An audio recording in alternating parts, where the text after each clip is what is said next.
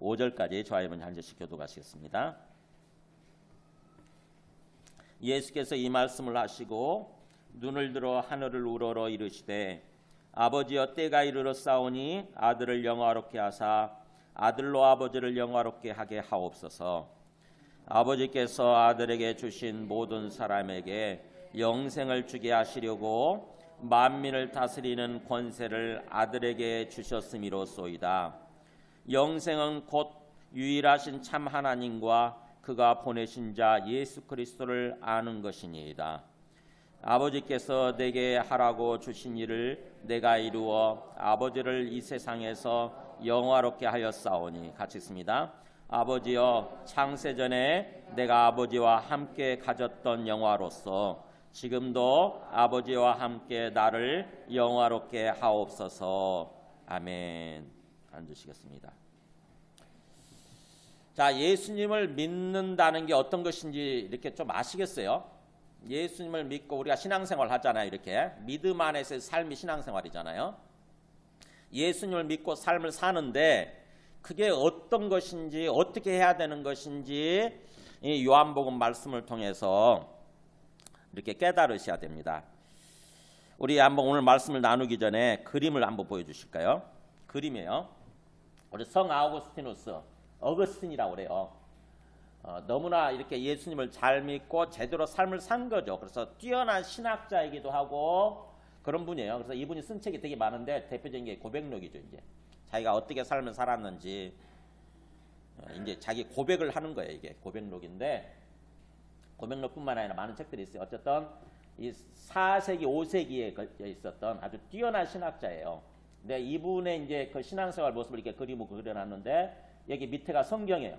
성경에 손을 얹고 그 다음에 가슴에 손을 얹었죠. 가슴으로 이렇게 느끼는 거잖아요. 가슴으로 받아들이는 거죠. 그러면서 시선이 어디를 향하고 있냐면 이렇게 허공을 향하고 있잖아요. 허공. 그죠? 시선이. 뭘 볼까요 지금? 뭘 보고 있을까요? 앞에 계시는 주님을 바라보는 거예요. 앞에 계시는 주님을. 주님이 실제 보였을까요? 아니, 똑같아요. 우리와 똑같이 안 보여. 안 보이죠, 앞에는. 하지만 계시는 거죠. 앞에 계시는 거를 믿음으로 받아들여서 앞에 계시는 걸 전제로 하고 그 주님을 향해서 이렇게 바라보면서 대화를 하는 거죠. 대화. 그게 영생의 삶이에요. 영생의 삶. 그러니까 우리들도 마찬가지예요. 우리들도 안 보이잖아요. 우리들도 주님이 지금 하나님이 앞에 안 보이지만 그러나 하나님이 안 보이신다고 해서 안 계신 게 아니고 안 보이신다 할지라도 계실 수 있는 거잖아요. 그죠? 안 보이는 것과 없는 게 다른 거잖아요. 예, 보세요. 분명히 이렇게 보이잖아요. 그죠? 이렇게 보일 때는 보여요. 근데 제가 이렇게 뒤로 감추게 되면은 안 보이잖아요. 안 보이는 게 없는 겁니까? 있어요. 분명히 뒤에 있잖아요. 뒤에. 이렇게 보여주면 보이는 거예요. 예수님이 마찬가지였어요. 예수님이 이 땅에 오셔서 이렇게 보이는 모습으로 딱 등장하셨잖아요. 그죠? 그러면서 자기가 하나님의 아들이라는 둥, 하나님 아버지가 보내셔 오셨다는 둥 이런 말씀 하셨잖아요. 그랬다가 나중에 죽으셨는데 죽으신 거 끝난 줄 알았더니 3일 만에 부활하시죠. 그리고 제자들이 보는 앞에서 40일 후에 이렇게 하늘로 둥둥둥둥 떠가지고 올라가세요. 그러면서 구름이 점점 가려가지고 안 보이셨죠. 드디어 안 보이셨어 이제 이렇게. 그러면은 주님이 지금 안 보이시는데 지금 안 계시는 겁니까? 안 보이시지만 계시는 거죠. 영적 세계에 계시기 때문에 하늘로 올라가셨기 때문에 안 보이는 것이지 그러나 그럼에도 불구하고 지금 계시는 거예요. 어디 계시느냐? 바로 이 우리 앞에 있는 이 하늘 세계, 그게 천국의 하늘 세계, 영적 세계. 거기에 우리를 지금 바라보고 우리의 모든 이야기를 다 듣고 계신다고 하는 것입니다. 그거를 스데반이 죽을 때 경험하면서 알잖아요. 아, 진짜로 우리 앞에 계시구나. 하늘문을 걷어주시니까 그게 보이는 거죠. 그래서 그거를 그렇게 믿고 이 땅에서 우리가 예수님 믿는다고 하는 거는 그런 거예요. 항상 내 앞에 안 보이지만 내 앞에 주님으로서 이렇게 살아계시는 것을 진정으로 믿고 또 주님을 향해서 바라보면서 주님 앞에서 기도하는 거예요. 기도하면서 교제하는 거죠. 이렇게 이 성 아우구스티누스처럼. 예수님도 마찬가지. 예수님 그림도 한번 보여줘 보세요. 예수님이 이게 지금 그 겟세마네 동산에서 기도하시는 모습인데 예수님의 지금 그 시선이 어디를 향하고 있습니까? 하늘을 향하고 있잖아요. 그죠? 누구를 바라보실까요? 이때는 하나님 아버지를 바라보시겠죠. 예수님이 하나님의 아들로 이 땅에 오셨는데 인간의 모습으로 오신 거죠. 그러니까 인간으로서 사신 거예요. 일종의. 인간으로서 사시면서 하나님 아버지를 바라보시고 하나님 아버지께 결정적인 순간마다 항상 이렇게 기도하신 거죠. 대화하셨어요. 오늘도 지금 그 장면이잖아요. 아버지 이렇게 부르면서 기도하지 않습니까? 그잖아요. 그러면 예수님 눈에는 하나님 아버지가 보이셨을까요? 아니요. 똑같아요. 구체적으로 보이는 건 아니에요. 그러나 영적으로 믿으신 거죠. 그렇게. 이게 바로 기도하는 모습이고 그 다음에 이게 영생의 삶이에요. 이게 영생의 삶. 그러니까 우리들이 예수님을 믿고 삶을 산다고 하는 것은 이렇게 성 아우구스티누스처럼 또는 예수님처럼 사는 거예요. 항상 내 앞에 계시는 그 주님을 바라보면서 항상 주님 앞에 나가서 기도하는 거죠. 그래서 예수님의 모습이 우리 신앙생활의 모델이에요. 모델. 예수님이 이 땅에 오셔서 인간의 모습으로 오셔서 하나님 아버지와 관계를 맺고 살아가는 삶의 모습, 신앙생활의 모습이죠. 그게 모델입니다. 그러니까 예수님의 말씀이 진리일 뿐만 아니라 예수님의 삶 자체가 진리예요. 예수님의 삶 자체가. 우리가 예수님처럼 사는 거예요. 예수님처럼. 예수님이 하나님 아버지와 관계를 맺고 살았던 것처럼 우리들도 예수님께 그렇게 사는 거죠. 예수님과 관계를 맺고. 그 얘기가 히브리서 5장 7절에 나와요. 한번 잠깐 보여주실래요? 두 번째 그 말씀 제가 준비한 거. 히브리서 5장 7절에 보면은 보세요. 그는 육체에 계실 때에 자기를 죽음에서 능히 구원하실 이에게, 그냥 육체죠. 인간의 모습으로 오셔서 인간의 모습으로 계실 때에 이제 죽어야 되잖아요.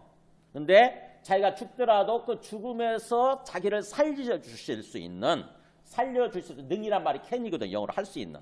그러니까 그렇게 구원하실 수 있는 그 하나님 아버지를 향해서 심한 통곡과 눈물로 간구와 소원을 올려드렸고, 그러니까 기도하신 거죠. 통곡하시면서 기도하셨고 눈물을 흘리시면서 기도하셨고 그러면서 간구했다. 간절히 구했고 소원을 올려드렸다고 하는 거죠. 그랬더니 그의 경건하심으로 말미암아 들으심을 얻었느니라. 이 경건하심이란 말이 많이 쓰죠. 우리 평소에 경건하다 이런 쓰는 표현인데 그 내용은 잘 모르는데 경건이란 말이 예배라는 뜻입니다. 예배. 주님 앞에 나아가서 주님 앞에 올려드리는 것. 그게 예배드리는 삶. 이게 경건이에요. 영어로는 스몰 g를 써가지고 God, godly 이렇게 쓰잖아요. 신적인 godliness. 그래서 경건한 godly 이렇게 쓰잖아요. 근데 그게 바로 신적인, 영적인 그런 뜻이에요. 영적인. 그러니까 하나님을 인정을 하고 하나님께 나아가서 하나님과 교제하면서 하나님께 예배를 드리는 거, 올려드리는 거. 이게 경건하는 삶이에요. 경건한 삶. 그러니까 예수님의 그런 경건하신 모습으로 말미암아 진정한 믿음의 삶이죠. 그런 모습으로 말미암아 하나님 아버지께서 들어주셨다고 하는 것입니다. 그래서 실제로 죽음에서 부활시키시고 살려주시고 그렇게 하신 거죠. 그래서 그가 아들이시면서도 받으신 고난으로 순종함을 배워서 온전하게 되셨은즉. 그러니까 그가 하나님의 아들이심에도 불구하고 우리가 생각하기에 그렇잖아요. 그가 하나님의 아들이시니까 예수님은 기도할 필요가 없을 거라고 생각하잖아요. 그죠? 그가 하나님의 아들이신데 구태 하나님 아버지 앞에 나가서 기도하고 뭔가 예배드리고 그럴 필요가 뭐 있나 이런 생각을 하기 쉬운데 그렇지 않다고 하는 거죠. 예수가 인간의 모습으로 오셔서 일종의 삶의 모범을 보여주신 거예요. 신앙생활의 모범을 보여주신 거예요. 그래서 그가 비록 아들이시지만 하나님의 아들이셨지만 주어진 고난이죠. 이 고난. 죽어야 된다라고 하는 이 받으신 고난을 통해서 뭘 배웠냐? 순종함을 배우셨다고 하는 거죠. 고난 속에서 순종하신 거예요. 하나님 아버지께. 그렇게 됨으로 말미암아 온전하게 되셨다. 그 예수님의 이 모습이 바로 우리가 걸어가야 될 모범이 되는 거예요. 그래서 우리들도 우리에게 주어지는 고난들이 있잖아요. 지금 현재 그죠? 현재 이 고난의 시간 속에서 예수님처럼 우리도 예수님께 순종을 하게 되면 그렇게 되면 우리가 온전하게 되는 거고 그렇게 되는 거죠. 그래서 보세요. 그렇게 온전하게 되셨으니 밑에 읽어볼까요? 자기에게 순종하는 모든 자에게 영원한 구원의 근원이 되셨다. 이렇게. 예수님이 하나님 아버지께 순종을 하셨듯이 이제는 우리는 뭐예요? 예수님께 순종하는 것입니다. 예수님이 하나님 아버지와 관계를 맺고 살아갔던 그 모습이 이제는 우리는 예수님과 관계를 맺고 살아가는 거예요. 그래서 자기에게 그렇게 순종하는 모든 자에게, 그러니까 자기를 믿고 그렇게 예수님이 아버지께 순종하셨던 것처럼 우리들도 예수님께 순종하게 되면 뭐예요? 예수님이 우리에게 영원한 구원의 근원이 되신다고 하는 것입니다. 우리를 구원으로 인도하시게 되는 거예요. 그래서 바로 이 예수님의 삶의 모습, 참으로 결정적인 순간마다, 어려운 순간마다 항상 하나님 아버지 앞에 나가서 하나님 아버지를 바라보고 기도하고, 그런 모습, 그게 영생의 삶이거든요. 그런 모습을 통해서 우리들도 그렇게 살려고 하는 거예요. 그런 삶을 살아야 되는 거죠. 그럴 때 주님께서 우리를 구원해 주신다고 하는 것입니다. 아니, 우리가 뭔지 구원 받았는데 또 무슨 구원 받는다는 소리가 무슨 소리예요? 이미 우리가 구원 받았다면서요. 네, 분명히 우리가 구원 받았지만 아직 구원의 완성에는 이르지 아니한 거죠. 그렇죠? 구원 받았어요. 분명히 구원 받았는데 아직 구원의 완성에는 이르지 않았다.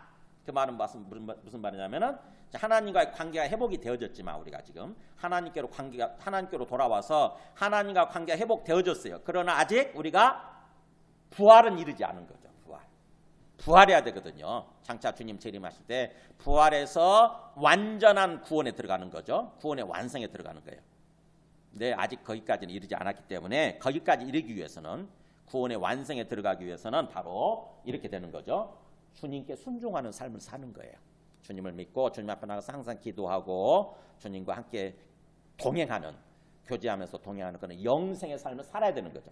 오늘 말씀이 바로 그거예요. 한번 보세요. 오늘 말씀 보면은 예수께서 이 말씀을 하시고 눈을 들어 하늘을 우러러 이르시되, 자, 이 말씀이 뭡니까? 바로 앞에까지 말씀이에요. 14장부터 16장까지 마지막 고별 설교.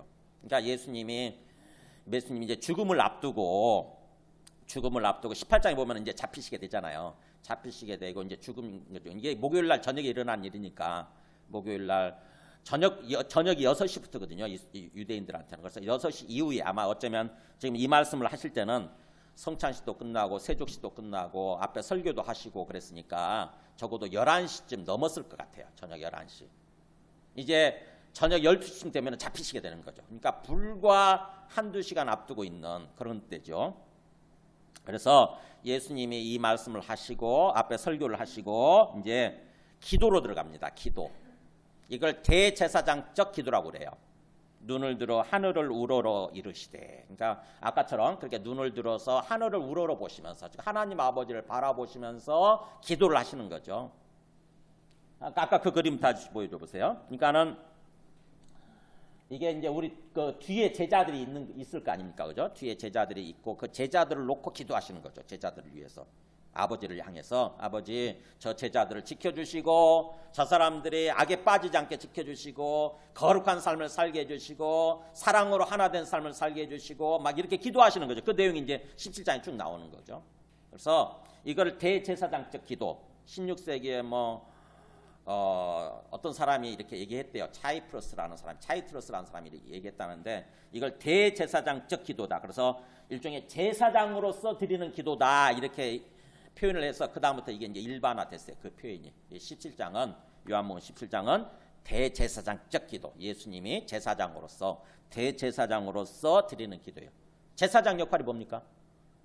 옛날에 내기에서 제사 드리는 게 나오잖아요. 제사를 집리하는 사람이 제사장이잖아요.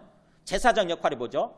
네, 죄인들이 죄를 범했을 때 죄인들이 갖고 온 재물을 가지고 하나님 앞에 나아가는 거예요. 그래서 저 죄인들을 죄를 용서해 주시고 다시 저 사람들이 하나님의 원하시는 그런 삶을 살아가도록 하기 위해서 죄인들을 하나님께로 인도하는 역할을 하는 사람, 일종의 중개자죠. 중보자죠. 그 역할을 하는 사람이 제사장이에요. 오늘날로 얘기하면은 제가 목회자로서 지금 하는 역할이 이거잖아요. 지금 현재 우리가 지금 제사 드리고 있는 거 아닙니까? 그죠? 하나님께 나가서 제사 드리는 거, 이게 지금 이 시간이 예배 드리는 겁니다. 예배가 제사예요. 제사가 예배고. 그러니까 하나님 앞에 우리의 삶을 올려드리는 거예요. 그러면 그 중간 역할을 하고 있는 사람이 지금 목회자잖아요. 여러분들을 이끌고 제가 하나님께로 지금 나아가고 있는 거예요.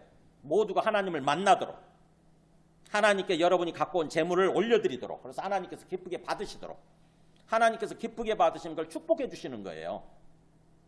딱 받고 싹 씻어버리는 것이 아니라 하나님께서 그걸 기쁘게 받으시게 되면 하나님께서 축복해 주시는 것입니다. 복된 삶으로 이렇게 인도해 주시게 되는 거예요. 그래서 그렇게 되도록 일종의 제가 지금 여러분을 붙들고 여러분을 데리고 다 이렇게 주님 앞으로 좀 인도하고 있는 거고, 옛날 제사장이 그런 역할을 했어요. 그래서 지금 예수님이 그 제자들을 하나님 아버지 앞으로 지금 데리고 가고 있는 거죠. 인도하고 있는 것입니다. 그래서 그렇게 하늘 우러러 보시면서 이제 기도가 시작되죠. 아버지 이렇게 부르잖아요. 아버지. 때가 이르러 싸우니 아들을 영화롭게 하사 아들로 아버지를 영화롭게 하게 하옵소서. 때가 이르러 싸우니 무슨 때가 이르렀다는 거예요? 이제 드디어 내가 이렇게 아들로 인간의 모습으로 왔는데 드디어 내가 이제 이 땅을 떠날 때가 됐다고 하는 거죠. 죽을 때가 됐다고 하는 것입니다. 예수님의 죽을 때. 그러니까 드디어 이제 때가 됐습니다. 기다리고 기다리던 그야말로 이 때를 위해서 온 거죠. 사실은 죽기 위해서 오셨거든요. 예수님은요. 그래서 죽을 때가 이르렀사오니 이제 아들을 영화롭게 하셔서, 자, 예수님이 죽으시면 되는 건데 뭐 아들이 다시 영화롭게 된단 말이 무슨 말일까요? 네, 예수님의 죽으심을 통해서 예수가 하나님의 아들로서 드러나는 거예요. 그러니까 죽음의 역설이죠. 어떻게 보면은 우리 인간의 죽음은 그냥 죽고 끝나는 거잖아요. 그러니까 영화롭게 되는 것이 아니라 오히려 비참하게 되는 거 아닙니까? 근데 예수님의 죽음은 그렇지 않죠. 예수님은 하나님의 아들로서 우리를 위해서 죽으시고, 그래서 우리를 하나님 앞으로 인도하기 위해서 오셨기 때문에 예수님의 죽음은 오히려 예수님이 하나님의 아들로서 드러나는 그런 영화로운 시간이 되는 거예요. 예수님의 영광이 드러나는 그런 시간이 되는 거죠. 그래서 바로 그런 뜻이에요. 아버지께서 이제 내 죽음을 통해서 내가 하나님의 아들로서 드러나고 하나님의 아들로서 해야 될 역할을 다하게 됨으로써, 충실하게 잘 행하게 됨으로써 내가 하나님의 아들이시라고 하는 것이 드러나게 하옵소서. 이렇게 그런 뜻인 거죠. 그렇게 함으로써 예수가 하나님의 아들로 드러나게 되면 이제 아들로 아버지를 영화롭게 하게 하옵소서. 왜요? 예수가 하나님의 아들이시라고 한다면은 그 하나님의 아들을 보내신 하나님 아버지가 드러나는 거죠. 그죠? 하나님 아버지가 살아계셨구나. 하나님 아버지가 진짜구나. 한 번도 본 적이 없어서 그 긴가민가 했는데 진짜구나. 하나님 아버지가 살아계시고 그분이 온 세상을 지으신 주인이시구나. 또 나에게 생명을 주신 나의 주인이시구나. 이거를 사람들이 깨닫게 되고 알게 되고 믿게 되는 거죠. 그래서 하나님 아버지 앞에 나아가서 이제 하나님 아버지를 찬양하게 되는 거죠. 하나님 아버지를 높이게 되는 거예요. 그게 바로 아들로 하여금 아버지를 영화롭게 하게 되는 그런 뜻인 거죠. 예수님은 지금 기도를 시작하면서 이 핵심이죠. 사실은 우리 믿음의 핵심이 뭐냐면 이 하나님이 우리를 왜 지으셨느냐. 바로 하나님의 영광을 나타내는 그런 삶을 살도록 하기 위해서 우리를 지으신 거예요. 그러니까 우리의 존재 이유는 뭐냐. 우리의 삶의 목적은 하나님의 영광을 나타내는 삶이에요. 우리가 자칫하게 되면은 예수님 믿고 하나님 믿는다고 그럴 때 자꾸 나를 드러내고 나를 높이고 내가 세상적으로 성공하고 잘되고 그것만을 위해서 믿기 쉬워요. 근데 하나님이 우리에게 원하시는 이유, 어떤 목적은 뭐냐? 우리에게 원하고 바라시는 목적, 삶의 목적은 하나님을 영광스럽게 하는 거예요. 하나님의 영광을 나타내는 삶. 그러니까 예수님도 지금 마지막 순간에 그 기도를 하는 거죠. 하나님, 나를 통해서 하나님의 영광이 드러나게 하옵소서. 하나님의 영광을 나타내게 하옵소서. 이 말씀을 하시는 거죠. 그래서 우리가 존재 이유가 뭐냐? 우리의 삶의 목적, 뭘 위해서 사느냐? 이사야 43장 7절. 이사야 43장 7절 보여주세요. 보세요. 내 이름으로 불려지는 모든 자 곧 내가 내 영광을 위하여 창조한 자를 오게 하라. 그를 내가 지었고 그를 내가 만들었느니라. 자, 하나님이 뭐라고 말씀하십니까? 내 이름으로 불려지는 모든 자. 그러니까 하나님의 이름으로 불려진다는 말은 하나님을 믿고 사는 거죠. 하나님의 백성이고 하나님의 자녀예요. 그런 사람들은 어떤 사람들이냐? 그 부연 설명이죠. 이렇게 성경에서 곧이란 말이 나오면 항상 추가 설명을 하는 거예요. 그게 무슨 뜻인지. 곧 내가 내 영광을 위하여 창조한 자. 그러니까 하나님의 이름으로 불려지는 하나님의 백성이라는 사람들은 바로 어떤 사람이냐면은 하나님이 자기 영광을 위해서, 하나님의 영광을 위해서 창조한 자들이라고 하는 거죠. 그러니까 우리 인간의 존재 이유, 삶의 목적은 뭐냐면 하나님의 영광을 위해서 존재하는 거예요. 아이고 그러면 나는 어떡하고요? 이런 생각하시잖아요. 아이고 하나님 그러면 우리가 하나님만을 위해서 살면, 하나님의 영광만을 위해서 살면요, 우리 내 삶은 어떡하고요? 내 삶, 내 소중한 것들, 내 건강, 내 재물, 내 자식들 저거 어떡하고요? 네, 우리가 하나님께 초점 맞추고 하나님의 영광을 위해서 살면 하나님의 다른 모든 것들은 책임지고 지켜주시고 보호해주시고 인도해주시게 되는 거예요. 그러니까 우리가 그것을 위해서 사는 것이 아니라 우리는 하나님만을 위해서 살 때, 하나님의 영광만을 위해서 살 때 하나님이 주님 되셔서 우리 삶을 인도해 주신다고 하는 것입니다. 그러니까 영적인 순서가 분명해야 돼요. 영적 우선순위가. 그래서 성경에 마태복음 6장 33절이죠. 너희는 먼저 그의 나라와 그의 의를 구하라. 우리의 우선순위를 말하는 거죠. 먼저 우리가 추구해야 되는 게 뭐냐? 이 세상 것들이 아니에요. 이 세상 먹고 사는 문제 이게 아니라 하나님의 나라, 즉 하나님의 통치죠. 하나님이 통치하시는 삶, 그리고 하나님의 의, 하나님께서 기뻐하시는 것, 하나님께서 옳다고 여기시는 것, 그거를 먼저 추구하라고 하는 것입니다. 영적의 우선순위가 분명해지면, 그러면 이 모든 것을 너가 필요로 하는 거, 너가 걱정하는 거, 그거를 너희에게 더하시리라, 덤으로 주시리라. 그런 뜻이 그거는 덤으로 얻는 거예요. 덤으로 얻는 거, 그냥 은혜로 얻는 거. 근데 우리가 자꾸 순서가 바뀌어서 문제예요.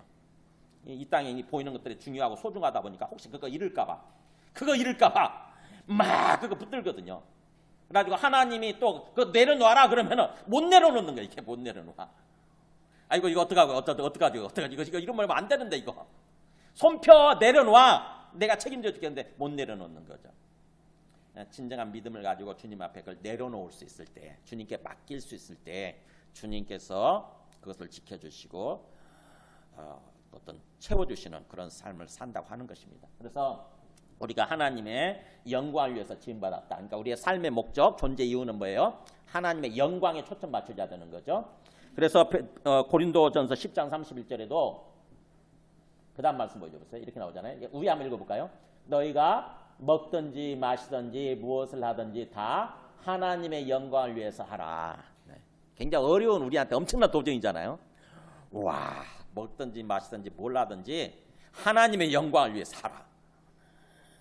우리는 이제 먹는 게 중요하고 마시는 게 중요한데, 네, 무엇이든지 하나님의 영광, 하나님께 초점 맞추고 하게 되면 나머지는 우리가 걱정하지 않아도 된다고 하는 거죠. 주님이 채워주신다고 하는 거예요. 근데 참 그런 믿음까지 우리가 나아가야 되는 거죠.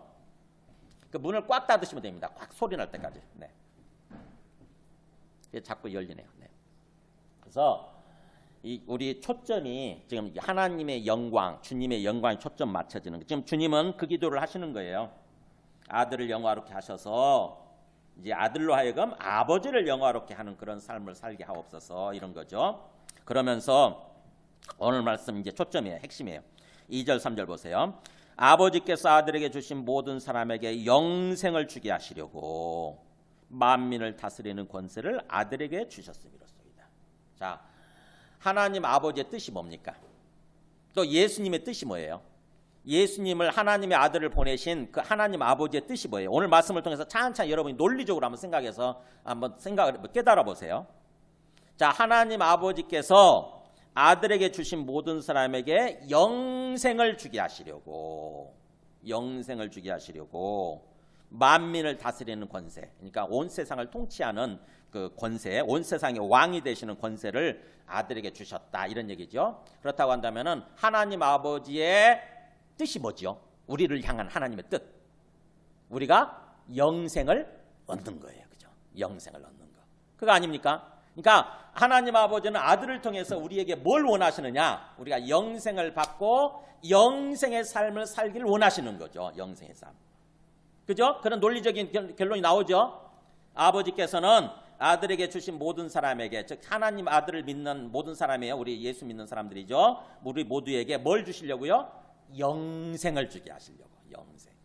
그러니까 아들을 통해서 영생이 주어지게 되는데 하나님 아버지에게 뜻이라고 하는 거죠. 그래서 우리가 예수 믿는다고 하는 것은 뭐냐면은 바로 이렇게 영생을 얻는 거예요. 영생을 얻는 거. 영생. 그 영생은 뭐냐 그러면은 3절에 보세요. 3절 같이 한번 읽어볼까요? 영생은 뭐냐? 시작. 영생은 곧 유일하신 참 하나님과 그가 보내신 자 예수 그리스도를 아는 것입니다. 오늘 핵심 말씀이에요. 꼭 반드시 외우셔야 돼요. 이 말씀은. 영생은 뭐냐? 곧이란 말이 나오냐? 거기도 또 설명하는 거. 이게 성경에서 곧이란 말이 나오면 즉 그런 뜻이에요. 즉 영생이라고 하는 것은 즉 하면서 설명하는 것입니다. 뭐예요? 하나님을 아는 거고 또 그가 보내신 예수라고 하는 그리스도를 아는 것이다. 이렇게 얘기하잖아요. 그러면 우리가 영생이라고 하는 개념에 대해서 우리가 보통 생각할 때는 어떻게 생각을 해요? 영생, 그러니까 영원히 사는 것. 영원히 사는 것. 이렇게만 생각을 해요. 영원히 사는 생명, 영생. 그렇게 생각하다 보면은 이 땅에서는 영원히 못 살잖아요. 그죠? 이 땅에서는 영원히 못 사니까 이거는 이 땅에서 얻는 게 아니고 죽어서 얻는 거구나 이렇게 생각이 쉽잖아요. 죽어서 나중에 우리 영혼이 다시 죽지 않고 영원히 사는 것. 우리의 영혼이 사는 것. 이거를 영생이라고 생각하기 쉬워요. 과연 그런 뜻인가 보세요. 과연 그런 뜻인가. 영생은 그런 뜻이 아니고 하나님을 아는 거고 예수 그리스도를 아는 거다라고 설명을 하지 않습니까? 예수님께서. 사람들이 오해하고 있을까 봐 영생이라고 한 개념을 오해할까 봐 설명을 해 주시잖아요. 영생은 뭐라고요? 아는 것. 그 안다고 하는 게 그냥 지식적으로 아는 게 아니고 인격적으로 알아가는 거. 원뜻이 그런 뜻이에요. 인격적으로 알아가는 거. 즉 하나님에 대해서 예수 그리스도에 대해서 인격적으로 알아가는 거. 제가 트럼프 대통령에서 우리가 트럼프 대통령에서 알잖아요. 기본적으로죠. 미국의 대통령이라는 거 알아요. 근데 그 사람에 대해 인격적으로 압니까? 그 사람하고 한 번이라도 밥을 먹어봤어요? 인격적으로 잘 몰라요. 그 사람이 지금 어떤 생각을 하고 있는지, 저 사람이 어떤 성향의 사람이고 자세히 잘 모르잖아요. 근데 그 사람의 부인은 아는 거죠. 그죠? 그 사람의 부인은 항상 그 사람하고 항상 생활하기 때문에 항상 척하면 아는 거죠. 그야말로. 그게 아는 거예요. 그게 아는 거. 그러니까 우리가 하나님에 대해서 알고 예수님에 대해서 안다고 하는 것은 지식적으로 아는 걸 말하는 것이 아니라 실제로 만나서 그분과 차도 마시고 그분과 식사도 하고 그분과 교제하는 것입니다. 그러다 보면 하나님에 대해서 정말 사실적으로 실제적으로 알게 돼요. 이게 진짜가 됩니다. 가슴에 느껴져요. 가슴에. 진짜구나. 하나님이 진짜 살아계시는구나. 진짜 주님이 살아계시고 내 앞에 계시는구나. 나와 항상 함께하고 계시는구나. 주님이 지금쯤 이런 상황에서는 주님이 이런 생각을 품고 계시겠구나. 이렇게 알게 되는 거예요. 인격적으로 알게 되는 것. 그게 바로 영생이라고 하는 것입니다. 하나님은 우리에게 그런 영생을 주시기 위해서 영생의 삶을 살기를 원하신다고 하는 거예요. 그것을 위해서 아들을 보내셨다는 거예요. 그렇다고 한다면 우리의 삶의 초점, 우리 신앙생활의 초점이 어디에 맞춰져야 되는 거예요? 죽어서 천국 가는 겁니까? 아니요. 이 땅에서 영생의 삶에 초점 맞춰져야 돼요. 영생의 삶. 하나님과 교제하는 삶, 주님과 함께 만나서 교제하는 삶에 신앙생활에 초점이 맞춰져야 돼요. 그러면 죽어서 천국 가는 거 어떡하고요? 나 저때 지옥 가면 안 되는데. 죽었을 때 지옥 가면 안 되고 천국 가야 되는데 그건 어떡하고요? 네, 그것은 당연히 결과적으로 주어지는 거죠. 이 땅에서 영생의 삶을 어떻게 살았느냐에 따라서 결과적으로 주어지는 거지 내가 그것을 막 부득부득 붙들고 막 그걸 한다고 해서 되는 게 아니에요. 우리가 노력할 수 있는 거는 이 땅에서 주님과 교제하는 삶이에요. 주님과 교제하는 삶. 그랬을 때 자연스럽게 결과적으로 천국이냐 지옥이냐 하는 것은 결과적으로 주어지는 거죠. 결과적으로. 그러니까 주님께서는 이 땅에 오셔서 우리를 구원하기를 원하시는데 그 구원이 뭔가, 그 구원의 삶이 뭔가를 얘기를 해주고 계시는 것입니다. 한번 이 말씀이 요한복음에서는 이 영생이 핵심 표현이거든요. 핵심 단어예요. 예수님을 믿고 우리가 구원받는다고 그럴 때에 그 구원이 뭐냐? 바로 영생이라고 하는 거, 영생의 삶을 사는 것이라고 하는 것을 핵심적으로 얘기를 해요. 한번 우리 앞에 쭉 요한복음 다시 한번 복습을 한번 해보죠. 요한복음 3장으로 한번 가보세요. 3장 한번 6절을 한번 보세요. 3장 6절. 한번 읽어볼까요? 육으로 난 것은 육이요 영으로 난 것은 영이니. 네, 니고데모를 향해서 하시는 말씀이잖아요. 니고데모 그때 당시에 훌륭한 종교 지도자예요. 유대교라고 하는 사내들인 공예 지도자였으니까, 공예 회원이었으니까 훌륭한 유대교 종교 지도자예요. 근데 그런 니고데모를 향해서 예수님이 엉뚱하다 싶은 얘기를 하시는 거예요. 니고데모야, 너는 이 말을 모르고 있다고 하는 거죠. 넌 육으로 난 것은 육이다. 영으로 난 것은 영이다. 그러니까 육으로 나서 육체적으로 태어나서 육체의 생명을 살아가는 삶이 있고 성령에 의해서 영적으로 태어나서 영적인 삶을 살아가는 게 있다. 근데 너는 지금 육체적으로 태어나서 육체의 삶만을 지금 살아가고 있는 거고 그렇기 때문에 내가 말하고자 하는 것은 영으로 태어나서 영적인 삶을 살아가는 건데 그거에 대해서 지금 너가 모르고 있는 거다. 이 얘기를 하시는 거예요. 우리가 예수님을 믿는다 그러면서도 이 영적인 세계를 모르면 영적인 생명의 세계를 모르게 되면 그냥 육체적인 삶만을 살아가는 거예요. 육체적인 생명의 삶만을 살아가는 거죠. 소위 육신의 삶만을 살아가는 거예요. 육신의 삶. 지금 니고데모를 향해서 그러고 있다라고 말씀을 하시는 것입니다. 한번 한더 더 볼까요? 요한복음 3장 35절 한번 보세요. 3장 뒷부분 제일 마지막 절 보면은 35절 보면 아버지께서 아들을 사랑하셔서 만물을 다 그의 손에 주셨다. 아까 그 같은 표현이죠. 우리 17장 2절 표현이죠.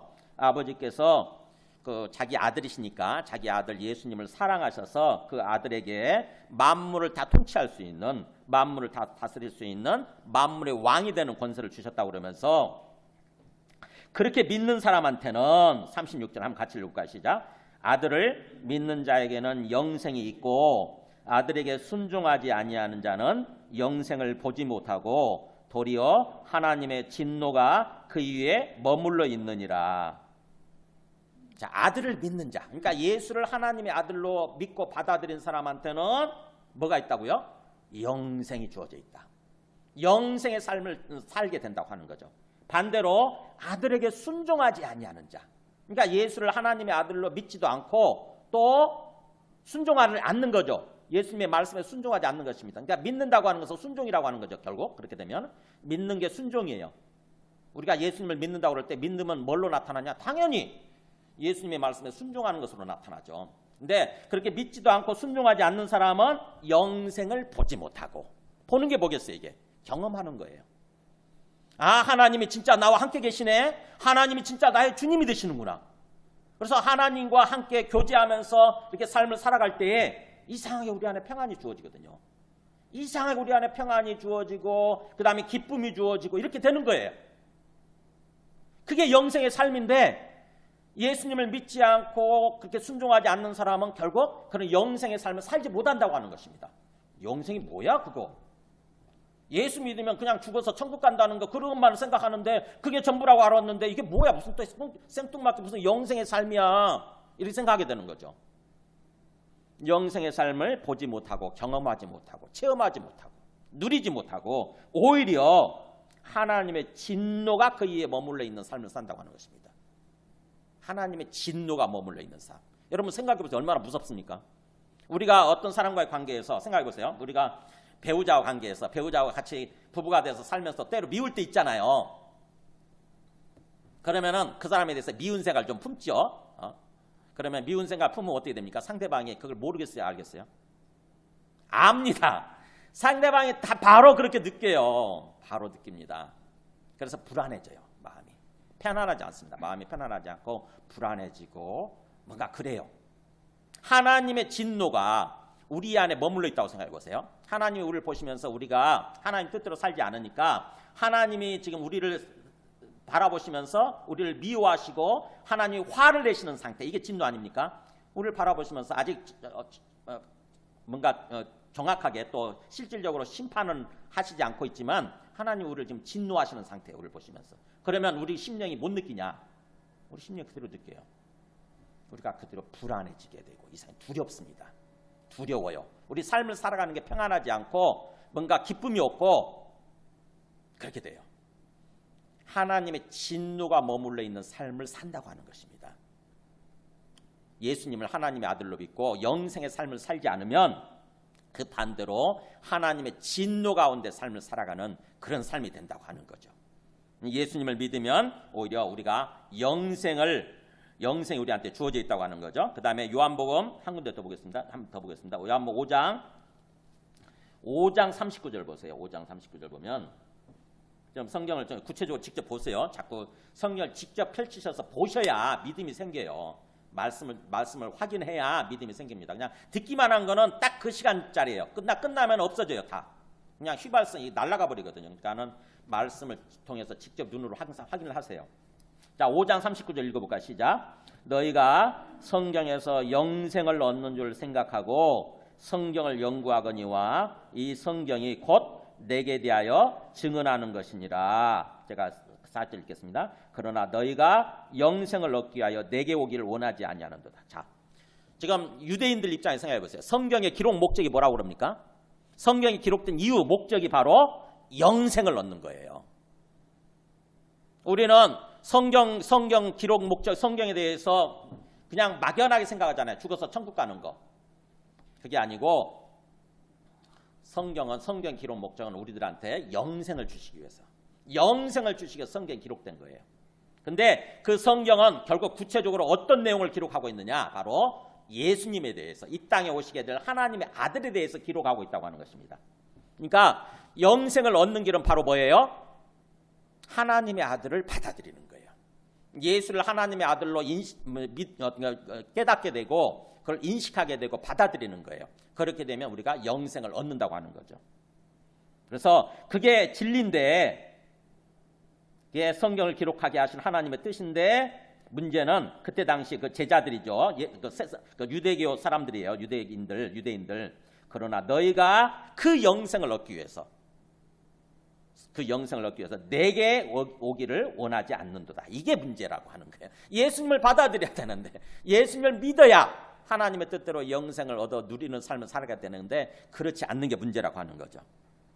한 군데 더 보세요. 요한복음 6장 40절 한번 보세요. 요한복음 6장 40절. 6장 4절 읽어볼까? 시작. 내 아버지의 뜻은 아들을 보고 믿는 자마다 영생을 얻는 이것이니 마지막 날에 내가 이를 다시 살리리라 하시니라. 자, 하나님 아버지의 뜻은 뭐라고요? 아들을 보고 믿는 자마다 영생을 얻는 것. 즉 예수를 하나님의 아들로 믿고 받아들이는 거죠. 그런 사람마다 하나님 아버지가 뭘 주시기를 원하시냐? 영생을 주시기를 원하시는 거예요. 영생. 그래서 그 영생을 얻어서 이 땅에서 삶을 살다가 영생의 삶을 사는 거죠. 그랬다가 나중에 예수님 재림하실 때에, 마지막 날에 예수님 재림하실 때예요. 예수님 재림하실 때에 내가 이를 다시 살리리라. 즉 우리를 부활시킨다고 하는 것입니다.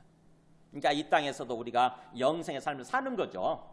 영생의 삶을 살다가 나중에 죽더라도 예수님 재림하실 때 우리가 다시 부활하게 되고, 부활의 모습으로 천국에서, 영원한 천국에서 이제 하나님 아버지를 직접 보면서 또 직접 대화하면서 하나님 아버지와 더불어서 영원히 살게 되는 것. 이게 구원의 완성이죠. 이게 하나님 아버지의 계획이고 목표예요. 예수를 하나님의 아들로 우리한테 보내주신 목적이죠. 목표. 그래서 우리가 진정으로 예수님을 믿는다고 한다면은 죽어서 천국 가는 데 초점이 맞춰지는 것이 아니라 이 땅에서 영생의 삶에 초점이 맞춰져야 되는 거예요. 이 땅에서 항상 하나님 아버지 앞에 나가서, 아까 예수님처럼 항상 하나님 주님 앞에 나가 주님 바라보고 주님과 대화하는 거예요. 주님과 대화하고 교제하는 삶을 사는 거예요. 그게 기도고 예배지요. 그렇게 되면 주님께서 어느 순간에 우리를 들어주세요. 우리의 모든 말을 다 듣습니다. 들으시고 어느 순간부터 너 힘들지? 그런 말씀하신다고. 너 힘들지? 너 힘든 거 안다. 얼마나 힘드냐? 근데 그거를 내게 맡겨라. 이렇게 말씀하시는 거죠. 너 힘든 상황 다 안다. 내게 다 맡겨라. 내가 주인이다. 이게 말씀하시는 거예요. 내가 주인이다. 그래서 우리의 생각을 바꿔주시고 우리의 마음을 바꿔주시고, 그러면 우리 마음이 이상해요. 정말 설명이 잘 불가능하니까 이상하다고 표현하는 거예요. 이상하게 마음에 평안이 와요. 굉장히 지금 환경이 어려워서 막 마음이 불안하고 걱정이 되고 막 그랬는데, 이상하게 그렇게 주님과 교제가 이루어질 때에 우리 마음에 평안이 와요. 평안이 오고 기쁨이 회복이 돼요. 놀라운 영적 비밀이에요. 성령을 통해서 주님께서 그렇게 역사해 주시는 거예요. 우리의 생각에 보는 관점을 바꿔주시고 우리의 생각을 바꿔주시고, 완전히 우리의 어떤 그 내가 붙들고 있었던 것들을 주님 앞에 내려놓음으로써 주님께서 주관하시고 인도해 가시기 시작할 때에 우리 마음에 평안이 오고 기쁨이 오게 되는 거죠. 이게 구원받는 거고, 이 땅에서 지금 구원받은 삶이고, 이게 영생의 삶이에요. 그리고 이게 하나님 나라에 들어가는 삶이에요. 자, 이 말씀을 종합적으로 얘기하고 있는 게 어디냐면요, 한번 제가 보여드릴게요. 누가복음 18장 한번 보여주세요. 누가복음 18장 18절에 보면 보세요. 여기 보면은 영생이란 말이 나오고 나중에 하나님 나라가 나오고 구원이란 말이 다 나오는데 보세요. 어떤 관리가 이 니고데모 같은 어떤 사내들인 공예 유대교의 사내들인 어떤 지도자죠. 유대교의 지도자. 관리가 이 사람이 굉장히 부자예요. 부자인데 와서 굉장히 중요한 질문을 핵심적인 질문을 해요. 이 사람들의 관심이 어디에 있는가 생각해 보세요. 선한 선생님이요. 예수님을 보니까 진짜 선한 선생님 같거든. 굉장히 하나님 뜻대로 살아가는 선하다는 말은 그런 뜻이잖아요. 하나님 뜻대로 살아가는 선한 선생님 같아. 우리에게 말씀을 가르쳐 주시는 선한 납비 같으니까 이렇게 묻는 거죠. 선한 선생님이요. 내가 무엇을 하여야 영생을 얻으리까? 이렇게 질문해요. 그러니까 유대인들의 주된 관심이 뭔지 아시겠죠? 내가 어떻게 하면 천국에 갈 수 있을까요? 이렇게 질문하지 않았잖아요. 내가 어떻게 하면 죽어서 천국에 갈 수 있을까요? 이렇게 질문하지 않잖아요. 내가 어떻게 하면 영생을 얻겠습니까? 그랬더니 그 다음에 이제 22절이니까 그 19절부터 21절 사이에 뭐가 나오냐면은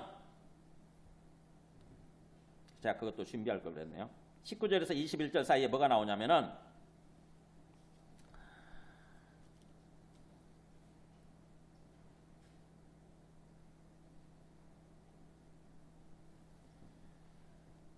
너가 계명을 안 오니 20절에 그런 거 말이에요. 너가 계명을 안 하니 뭐 십계명을 이제 얘기해요. 간음하지 마라, 살인하지 마라, 도둑질하지 마라, 거짓 증언하지 마라, 너의 부모를 공경하라 했느니라. 이렇게 답변을 해주세요. 그러니까 십계명의 뒷부분을 얘기해 주시는 거죠. 10개 계명 중에서 계명을 쭉 얘기해 주시면 그렇게 기록되어 있지 않느냐 그렇게 말씀해 주시는 거죠. 그게 영생 얻는 길이다. 그랬더니 21절에 이 사람이 이렇게 얘기를 해요. 이런 것은요 내가 어려서부터 다 지켰습니다. 이렇게 얘기를 해요.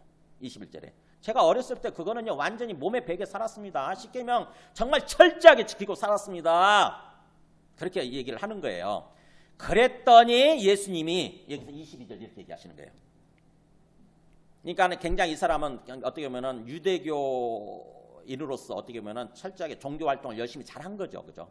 종교 활동 열심히 잘 구약의 말씀대로 십계명을 잘 지키면서 열심히 잘 산 거예요. 그리고는 자기는 잘 살았다고 이렇게 생각하는 거죠. 내가 확실하게 믿고 있구나.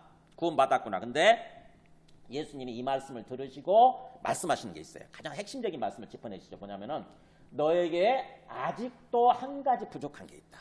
그러니까 네가 그걸 다 지켰다고 그러는데 사실은 한 가지 네가 지금 빼먹은 게 있다는 거예요. 한 가지 딱 부족한 게 있다. 그게 뭐냐? 너에게 있는 것을 다 팔아서 가난한 자들에게 나누어줘라. 무슨 말이냐면 너가 지금 부자라서 네 재물이 문제다라고 하는 거야. 네 재물이 문제다 지금. 사실은 너가 그야말로 그 십계명대로 십계명 그 말씀 문자 그대로 잘 지키고 산 것 같지만 사실은 너는 뭐예요? 네 탐심을 버리지 못하고 있다고 하는 거죠. 십계명이 탐심을 품지 말라 이렇게 돼 있잖아요. 마지막 십계명인데 그거를 못 벗어나고 있는 거죠. 재물 때문에 재물에 대한 그 탐심, 욕심 때문에 재물이 네 주인 돼 있는 거다. 사실은 재물에 네 영혼을 빼앗기고 있는 거다. 그 얘기를 지금 지적하시는 거예요. 너에게 아직도 한 가지 부족한 게 있으니 그것은 너에게 있는 것을 다 팔아서 가난한 자에게 나눠주라. 그러니까 네 영혼을 사로잡고 있는 그 재물로부터 어떻게 보면은 자유로워져라 이거죠. 재물에 대한 욕심으로부터 자유로워져라. 그래서 그것을 다 팔아서 어떻게 보면은 가난한 자한테 다 나눠줘 버려라. 그러면 하늘에서 너에게 보화가 있으리라. 하늘에서부터 너에게 보물을 부어주실 거다. 보물. 잠시 있다가 없어지는 그런 어떤 이 세상 재물 정도가 아니고 영원히 사라지지 않는 영원한 보물. 그거를 하나님께서 하늘에서 부어주실 거다. 그리고 나서 나를 따르라 이렇게 얘기해요. 그리고 나를 따르라. 자, 이 말씀 이해 됐을까요? 여러분 같으면 이해 되겠어요 이거? 잘 안 받아들여지겠죠. 이해도 안 되고 안 받아들여질 거예요. 여러분 한번 예수님이 여러분은 지금 붙들고 있는 거 여러분 이거 없어지면 안 되는데 가지고 내가 붙들고 있는 것들 있잖아요. 우리 소중한 것들. 우리의 재물, 또 우리의 어떤 건강, 또 우리의 어떤 자식 얼마나 소중한 것들입니까? 근데 주님이 야 네가 그거 움켜쥐고 있다 그것 때문에 네가 영생의 삶을 못 살고 있는 거야. 그러니까 그거 내려놓아. 이렇게 하면 받아들이겠어요 쉽게? 벌벌벌 떨겠죠, 그죠? 아유, 이거 어떻게 내와 이걸 어떻게 놓냐고. 이거 놓아서 다 없어지면 어떡하냐고 이거. 못 내려놓는 거죠.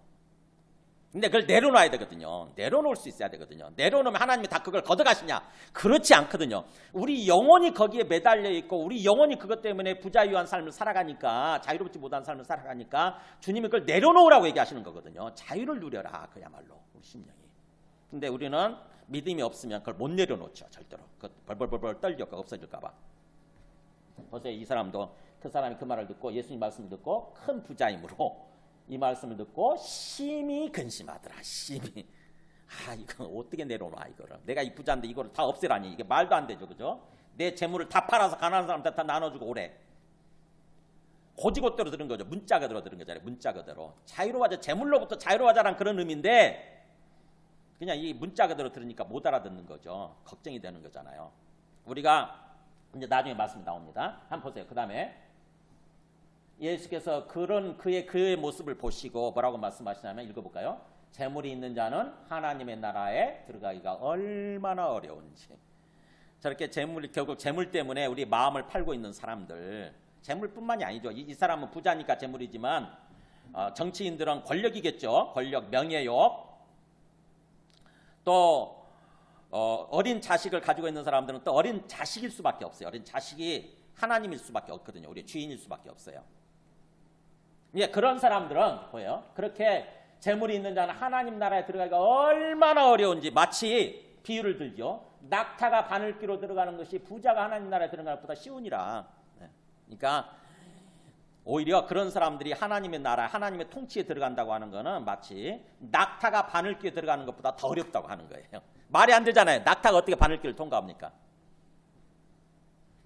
그러니까는 듣는 자들이, 듣고 있던 제자들이 그러죠. 그러면서 얼마나 충격받았겠어요. 마음속 놀랬겠죠.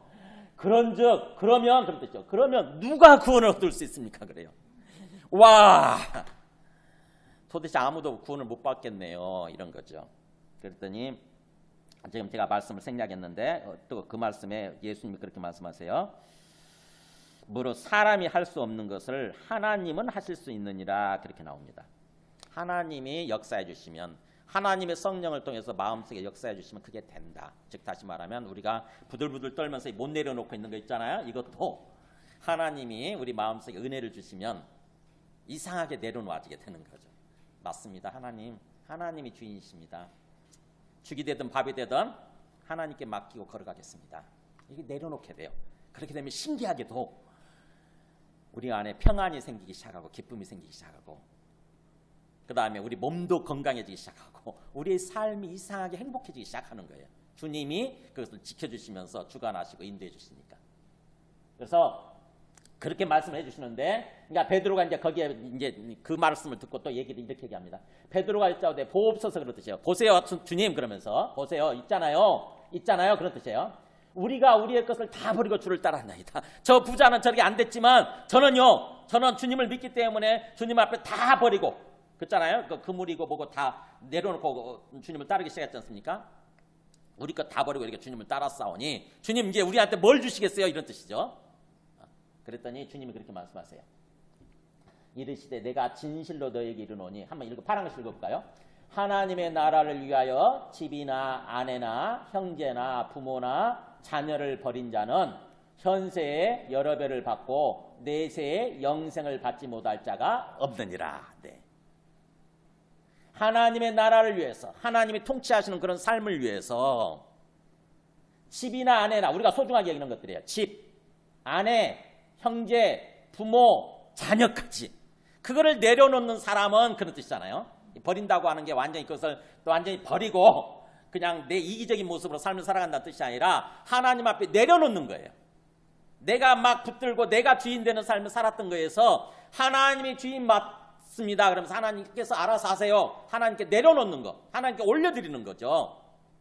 그런 사람은 현세 여러 배를 받고, 현세라고 하는 것은 이 땅에서의 삶이죠. 이 땅에서의 삶.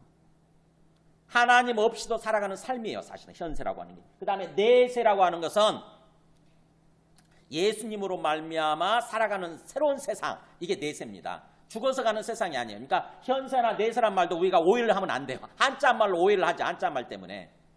내세 그러면 항상 우리가 죽어서 가는 세상으로 생각을 했잖아요. 그죠? 죽어서 가는 세상. 근데 성경에서 말하는 내세는 그런 뜻이 아니에요. 예수님으로 말미암아 새롭게 하나님과 관계를 맺고 하나님과 더불어 살아가는 삶. 이게 내세예요. 현세는 뭐냐? 하나님을 믿기 전의 삶이죠. 하나님 없이 그냥 내 힘으로 내 능력으로 살아가는 삶이잖아요. 소위 아까 말하는 육신의 삶이죠. 육신의 삶. 육신의 삶.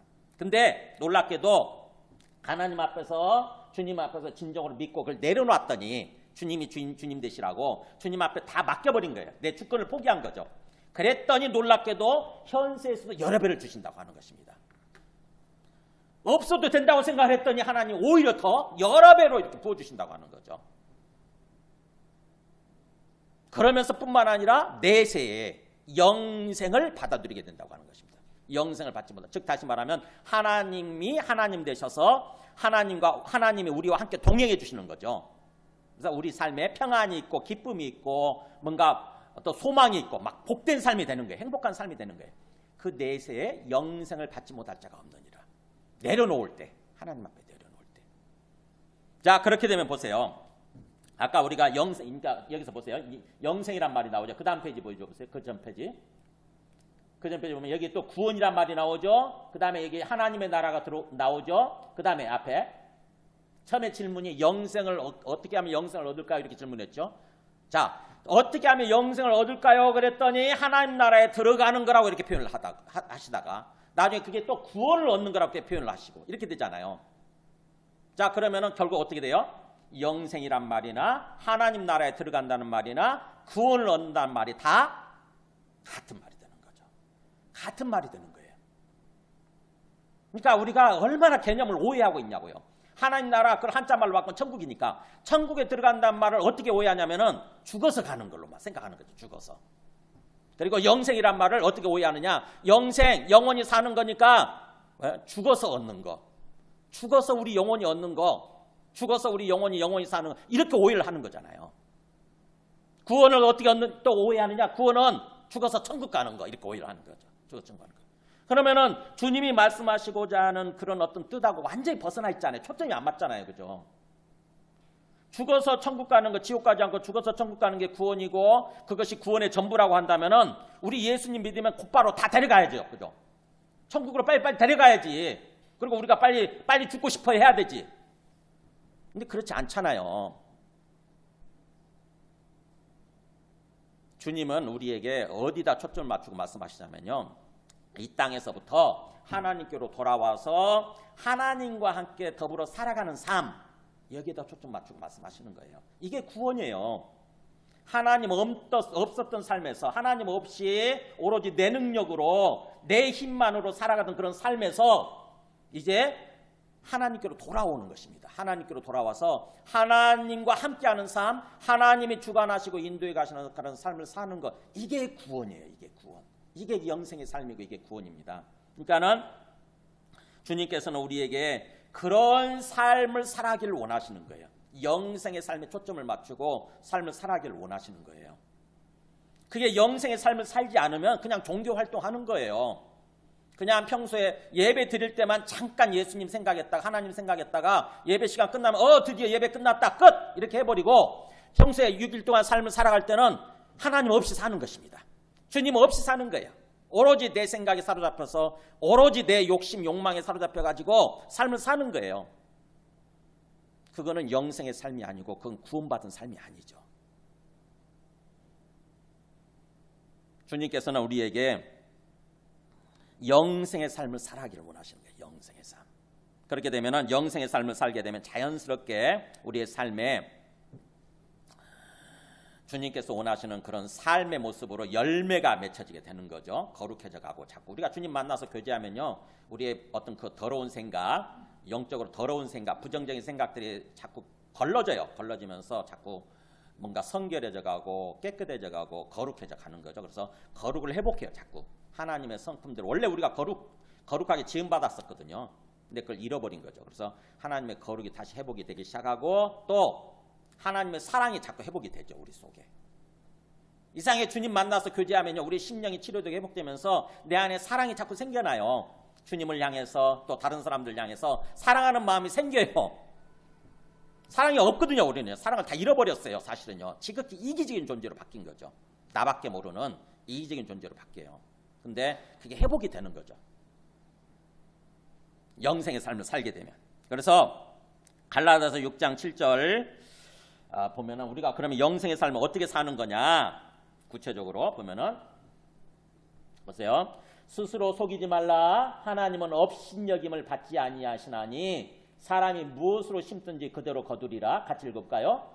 자기의 육체를 위하여 심는 자는 육체로부터 썩어질 것을 거두고 성령을 위하여 심는 자는 성령으로부터 영생을 거두리라. 스스로 속이지 말라 말은 자기 자신에게 속지 말라 이거예요. 우리가 이런 말씀을 들어도 설마 그럴까? 설마 그럴까? 긴가민가 하잖아요. 설마 하나님이 살아계실까? 그리고 하나님이 정말 내 앞에 살아계시고 나의 주님이 되실까? 내가 주님 앞에 내려놓았을 때 주님께서 정말 나를 지켜주시고 내 필요를 채워주시고 내 삶을 인도해 주실까? 긴가민가 하잖아요. 그래가지고는 그 한쪽에서 그런 얘기가 들리죠. 야 믿지마 그거 거짓말이야. 말짱 거짓말이야. 헛된 소리야. 적당히 믿어. 믿어도 적당히 믿어. 적당히. 그런 식으로 얘기 들리죠. 그죠? 한쪽에서 자기 자신에 속지 말라는 거예요. 자기 자신에 속지 마라. 하나님은 업신여김을 받지 아니하시는 분이시다. 그러니까 조롱당하지 아니하시는 분이라고 하는 거죠. 그래서 사람이 무엇으로 심든지 그대로 거두리라. 내가 어떻게 이 땅에서 어떻게 신앙생활을 하느냐에 따라서 어떤 삶을 사느냐에 따라서 결과적으로 우리가 그대로 거둔다고 하는 것입니다. 그래서 육체를 위해서 심으면 육체라고 하는 게 우리 부패한 본성이죠. 육신. 우리 육신의 욕망, 육신의 정욕, 육신의 어떤 그런 어떤 부패한 자아, 고집 이것을 위해서 살아가는 사람은 그 육신으로 인해서 썩어질 것을 거두고 썩어진다고 하는 게 죽는 거죠. 사망의 죽음. 죽음의 삶을 산다고 하는 것입니다. 이 땅에서부터 죽음의 삶. 죽음이라고 하는 열매를 거두게 돼 있고 반대로 성령을 위해서 심는 자, 즉 성령을 따라서 영생의 삶을 사는 거죠. 항상 주님 앞에 나가서 기도하고 주님과 교제하고 주님께 예배드리고 그런 성령을 위해서 심는 자, 즉 영생의 삶을 살아가는 자는 성령으로부터 뭘 거둔다고요? 영생을 거두리라. 하나님이 함께해 주시는 삶. 하나님이 우리를 지켜주시고 우리를 채워주시고 그래서 평안을 누리고 기쁨을 누리고 행복하게 되는 그런 삶을 거두리라. 그러니까 우리가 어떤 삶을 살 거냐 하는 거죠. 어떤 삶을 살 거냐. 육신의 삶을 살 거냐 아니면 영생의 삶을 살 거냐 하는 거예요. 마지막에 4절 5절 아버지께서 내게 하라고 주신 일을 내가 이루어 아버지를 영화롭게 하였사오니 이 세상에서 영화롭게 하였습니다. 그러니까는 예수님이 다시 한번 누구신지 어떤 분이신지 우리가 예수님을 어떤 분으로 인식하고 믿어야 되는지 얘기를 합니다. 아버지께서 내게 하라고 주신 일을 내가 이루어 아버지를 이 세상에 영원하게 하였사오니까 하나님 자기는 하나님의 아들이고 하나님 아버지가 보내셔서 이제 하나님 아버지가 하라고 하신 일 표적을 통해서 보여주시고 궁극적으로 죽으시는 거죠. 죽으심을 통해서 예수가 하나님의 아들이시라고 하는 것을 드러내신 거죠. 그래서 하나님 아버지가 살아계신다고 하는 것을 드러내고 하나님 아버지를 영화롭게 한 것입니다. 내가 그렇게 했습니다. 지금까지.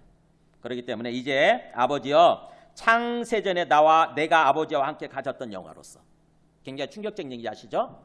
예수님이 창세전부터 하나님 아버지와 함께 영화를 가지셨대요. 인간의 모습으로 오셨는데 분명히 요셉의 아들로 온 것 같았는데 무슨 소리야. 창세전부터 계셨다니. 네, 바로 예수님이 창세전부터 계셨던 하나님이시라고 하는 걸 보여주신 게 예수님의 표적들이고 그 다음에 예수님의 마지막 부활인 거죠. 부활. 그리고 나중에 성령을 보내주시는 거죠. 그래서 그것을 통해서 우리들도 진정으로 이렇게 예수님을 창세전부터 계셨던 하나님의 아들 하나님으로 믿어야 되는 거죠. 그래서 아버지의 창세전부터 내가 아버지와 함께 그렇게 갖고 있었던 영화를 가지고 이제 지금도 이제도 아버지와 함께 나를 영화롭게 하옵소서. 그러니까 하나님 아버지의 자리에 즉 신적인 자리에 내가 뭔가 있다고 하는 것을 그걸 보여달라고 하는 거죠. 사람들이 그걸 인식하고 받아들일 수 있게 하여 주옵소서. 그러니까 예수님을 하나님의 아들로 하나님으로 받아들이고 믿고 그렇게 영광을 돌리는 그런 삶을 살게 하옵소서 이런 뜻이에요. 예수님의 죽으심으로 끝나는 게 아니라 부활시킴으로써 이게 이루어지는 거죠. 부활시킴으로써.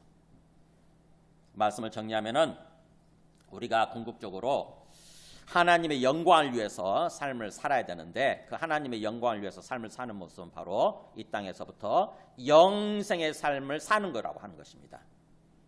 그러니까 예수님 믿는다고 그러면서 자꾸 어떤 딴 생각하지 마시고요. 이 땅에서 정말 살아계신 하나님, 살아계신 주님을 실질적으로 인격적으로 믿고 그 앞에 나가서 기도하면서 만나는 거예요. 계속해서. 주님 만나서 계속해서 차도 마시고 식사도 같이 하고 그래서 주님과 알콩달콩 산책을 하시면서 주님과 대화하는 거예요. 이렇게. 그런 시간이 쌓이게 되면 주님과 인격적으로 교제하는 시간이 쌓이게 되면 나중에 그게 실제가 돼요. 정말 실제가 됩니다. 한순간도 주님 잊고 살 수가 없어요. 한순간도 주님을 잊어버리면 우리 영혼이 불안해져요. 우리 영혼이 불안해지게 되고 막 근심하게 되고 걱정하게 되고 두려워하게 되고. 근데 주님을 만나서 교제하면 이상하게 풀려요. 그게. 우리 마음이 평안을 누리고 행복해져요. 그래서 기도가 영혼의 호흡이라고 그래요. 기도는 영혼의 호흡. 호흡이란 말이 숨 쉬는 거잖아요. 여러분 숨 쉬지 않고 한 40초 1분만 견뎌보세요. 어떻게 되나. 40초 넘으면서부터 아마 막 답답해서 죽을 것 같을 거예요. 그래서 기도 마찬가지 기도가. 우리가 주님을 만나서 기도하는 게 우리 영혼의 호흡이에요. 그래서 그야말로 주님께 나가서 그렇게 자연스럽게 호흡을 이렇게 잘하게 건강한 호흡을 하기 시작하면은 나중에는 그게 끊어지게 되면은 주님 만나서 교제하는 시간, 기도하는 시간이 끊어지게 되면은 이제 그야말로 막 죽을 것 같죠. 우리 영혼이 답답해지고 막 숨막혀 죽을 것 같아요.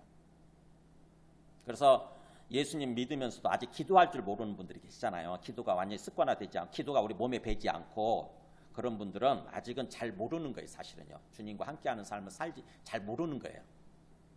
영생의 삶을 아직 살지 않고 있는 거죠.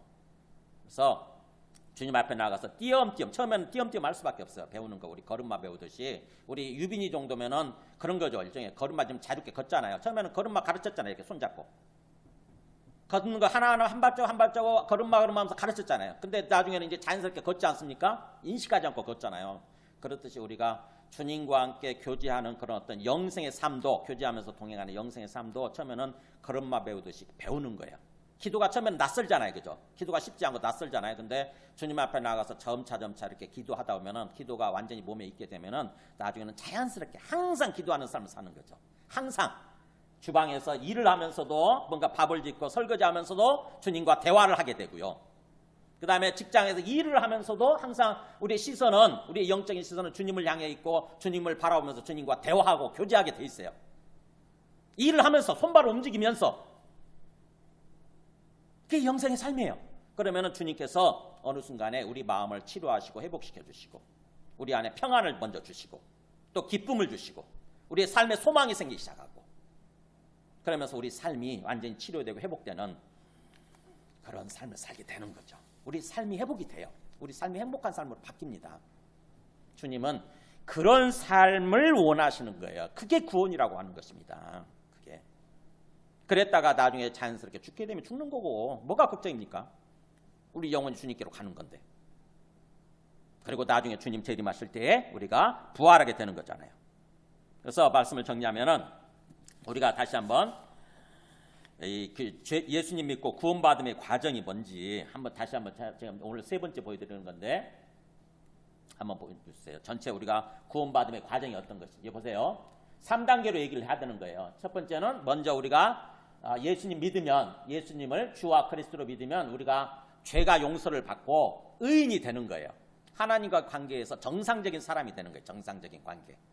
그러면은 성령을 받죠. 성령을 왜 주어져요? 성령을 따라서 삶을 살도록 영생의 삶을 살도록. 이게 1단계죠. 여기까지는 우리가 다 됐잖아요. 그죠? 여기까지. 그 다음에 나중에 어떻게 되냐? 제일 마지막에 세 번째 단계죠. 장차 주님이 재림하실 때 우리가 부활하게 되는 거예요. 이 부활이라고 하는 것은 다시 죽지 않는 거죠. 그래서 부활의 몸으로 이제 하나님을 직접 보게 되고 그때는 하나님을 직접 보고 하나님과 직접 대화하고 그러면서 하나님과 더불어서 영원히 천국에서 영원히 살게 되는 거죠. 이게 구원의 완성이에요. 주님이 재림하실 때 이루어지겠죠. 그렇다고 한다면 지금 현재 우리 위치는 어디냐? 여기죠. 그 1단계와 3단계 사이에 2단계 있어요. 2단계. 우리가 성령을 받았고 이제 성령을 따라서 영생의 삶을 살아야 되는 단계. 지금 현재 우리의 이치예요. 이치. 이 땅에서. 그래서 성령을 받았으니까 이제 성령의 인도하심을 따라서 주님 앞에 나가서 계속 기도하면서 주님과 교제하면서 삶을 사는 거예요. 인격적으로. 그게 항상 기도하는 삶이고, 그렇게 되면 자연스럽게 우리의 심령이 하나님의 형상을 회복해 간다고 하는 거죠. 원래 우리가 지음받은 대로. 그러나 잃어버린 거, 거룩, 사랑, 기쁨 이런 것들이 서서히 회복이 되는 거, 우리 마음속에. 그러니까 우리가 예수님 믿고 삶을 산다고 한다면 초점이 어디에 맞춰져야 되는 겁니까? 영생의 삶에 초점이 맞춰져야 되는 거예요. 영생의 삶에. 여기다가. 항상 나를 돌아보는 거예요. 내가 또 어느 순간에 보면 주님 잊어버리고 있거든요. 주님 잊어버리고 그냥 현실적인 문제에 푹 빠져가지고, 현실적인 그 문제들이 우리 마음속에 가득해가지고 그거 내가 붙들고 어떡하지 그러면서 막 근심하고 걱정하고 염려하고 두려워하고 막 불안해하고 막 그런 모습으로 살고 있거든요. 어느 순간에 보면은 그거를 다시 오늘 말씀을 통해서 지금 이 순간에도 주님이 우리 앞에 살아계시고 우리의 주님이시라고 한다면은, 그래서 주님 앞에 나와서 우리 모든 것을 주님께 내려놓고 맡기기를 원하신다고 한다면 우리가 그렇게 하는 것입니다. 주님, 내 건강 문제, 내 몸의 건강 문제 받아주세요. 내 재물 문제, 내 사업 문제 주님 받아주세요. 주님께서 주관해 주세요. 내 자식 문제, 우리 가정의 문제 주님이 주인 되어주세요. 주님이 받아주세요. 그동안 내가 그거 붙들고 씨름해봤잖아요. 내가 붙들고 씨름해봤는데 안 되잖아요. 그죠? 내가 붙들고 씨름할수록 안 돼요. 그게 내가 주인 될수록 안 된다고. 그동안 그 수십 년 그렇게 경험했으면 이제는 내려놓을 만도 됐잖아요. 그죠? 내려놓고 주님 말씀들 한번 우리가 순종해 보자고요. 주님 앞에 나가서 믿자야 본전 아닙니까? 그잖아요. 믿자야 본전. 그래서 주님 앞에 내려놓고 정말 주님께 우리는 맡기고 주님 앞에 올려드리고, 우리는 거기로부터 자유로운, 우리 심령이 자유로운 그런 삶을 살아보자고. 어떻게 되는가 보자고요. 어떻게 되는가. 주님께서는 우리에게 그런 삶을 원하신다는 거죠. 안 걷어가세요. 주님이. 내가 내려놔도 주님이 옳거나 잘됐다 그러면서 다 주님이 걷어가 버리시고 우리는 완전히 뭐 어떤 거지로 만드시느냐. 그렇지 않다고요. 주님을 정말 신뢰하고 주님께 맡기세요. 주님 앞에 나가서 우리는 주님과 교제하는데 온 힘을 기울이세요. 영생의 삶. 그래서 요즘처럼 특별히 지금 이 코로나19나 또 이렇게 어떤 또 비가 또 많이 와가지고 계속 장마기간이 너무 길어져가지고 굉장히 어렵지 않습니까? 다들 마음이 어려워요, 삶이. 근데 삶이 어려울수록 더욱더 우리가 주님을 믿는 게 필요해요. 주님 앞에 나아가는 게. 삶이 어려울수록 우리가 자칫하면 거기에 빠지기 쉽거든요. 뭔가 자꾸 내가 그걸 막 붙들어야 되는 것처럼. 내려놓은 주님, 정말 주님을 바라보고 주님 앞에 나가서 주님께 맡길 때 주님께서 정말 그걸 우리한테 원하시는 거니까 주님이 그걸 기쁘게 받아주셔서 우리 삶을 복되게 해주시는 거죠. 함께 찬송하고 기도하겠습니다. 찬송가 287장